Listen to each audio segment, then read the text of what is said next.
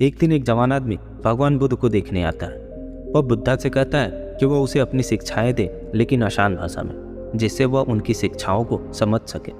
बुद्धा ने आदमी से पूछा, क्या तुम्हारा कोई बेटा है? जवान आदमी ने उत्तर दिया, हाँ मेरा एक बेटा है। उन्होंने पूछा, क्या तुम्हारे भाई का कोई बेटा है?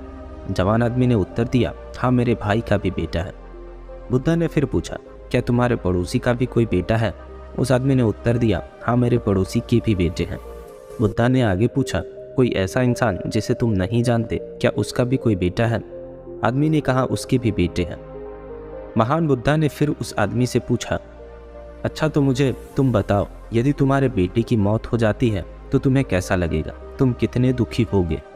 जवान आदमी ने कहा, बुद्धा मेरा दुख का कोई अंत नहीं होगा, यहाँ तक कि मैं अपने बेटे की मौत की खबर सहन भी नहीं कर पाऊंगा। मुझे ऐसा लगेगा जैसे कि मेरी पूरी दुनिया ही उजड़ गई। मुझे नहीं पता है कि मैं उसकी मौत के बाद कैसे जिंदा रह पाऊंगा। भगवान बुद्ध ने आगे पूछा, यदि तुम्हारे भाई के बेटे की मौत हो जाती है तो तुम्हें कितना दुख होगा?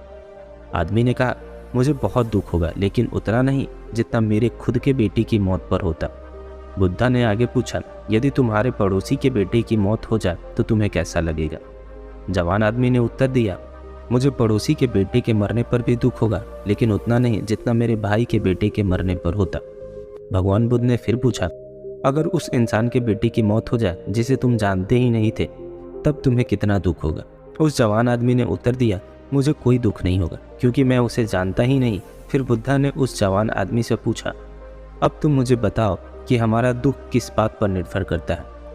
कुछ देर सोचने के बाद उस जवान आदमी ने उत्तर दिया, महान बुद्धा, हम कितने दुखी होंगे वह इस बात पर निर्भर करता है कि हम किसी भी चीज़ से कितना जुड़े हुए हैं, हम उसे कितना लगाव महसूस करते हैं और किस हद तक हम उसे अपना मानते हैं।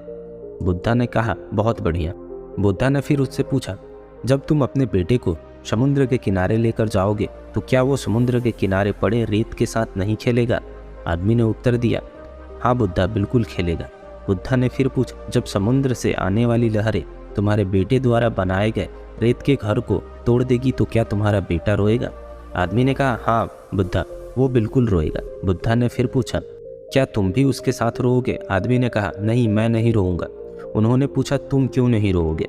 आदमी ने कहा, बच्चा रोएगा क्योंकि उसे लगता है कि वो रेत का घर सुंदर है और हमेशा वहीं बना रहेगा, इसलिए वह उसके साथ जुड़ाव महसूस करता है।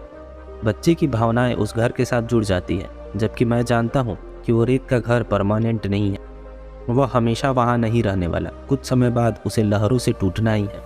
इसीलिए जब वो समुद्री लहरों से टूटता है तो मुझे दुख नहीं होता। महान बुद्धा मुस्कुराए और कहा, अब तुम समझ गए है ना? अगर तुम इस ब्रह्मांड के सत्य को जानने का प्रयास नहीं करते, तब तुम इस अंतहीन संसार में बस यूं ही चलते चले जाओगे। तब तुम में और रेत के घर को टूटा देख रोने वाले उस बच्चे के बीच में कोई फर्क नहीं रह जाएगा। अगर हम अपने जीवन में देखें तो महान बुद्ध हमें क्या सिखाना चाह रहे थे?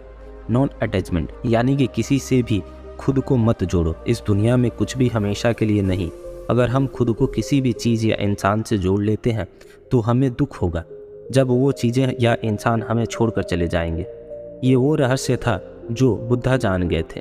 शांति पाने का केवल एक ही तरीका है और वो है नॉन अटैचमेंट, क्योंकि इस दुनिया में सब कुछ केवल एक भ्रम है और इस भ्रम से आप अपने लिए क्या चुनते हैं यह केवल आपके ऊपर निर्भर करता है, क्योंकि जैसा आप अपने जीवन को देखना शुरू कर देंगे यह वैसा ही बन जाएगा। तो दोस्तों, यह कहानी आपको कैसी लगी? अच्छी लगी तो वीडियो को लाइक एंड शेयर करें और चैनल को सब्सक्राइब करें। Thank you, thanks for watching.